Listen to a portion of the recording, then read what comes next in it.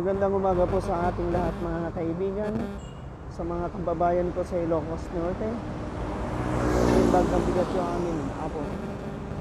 Exact location po natin, nandito po tayo ngayon sa Marcos Highway sa isang gasolinahan po ng Petron.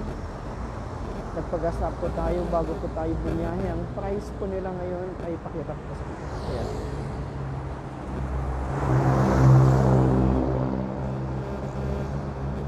Ginamit po nating fuel ay yung XCS. Ang price per liter po nila ay 59 pesos and 80 centavos. So mga kaibigan, bibiyahe po tayo ngayon ng Bukid. Sana makarami na naman tayo gaya kahapon.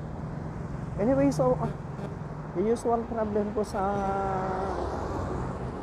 biyahe sa side ko ng mga pasahero, marami pa rin po yung mga pasahero na hindi alam ang mga safety precautions sa pagbiyahe, pagsakay ng motor. So gagawa po tayo ng video mga kaibigan sa susunod na mga araw mula sa pagsakay hanggang sa ibaba natin ng pasahero upang alam sa ating mga kaibigan ang mga dapat nilang gawin at mga hindi dapat gawin habang sila po ay nakasakay ng motor.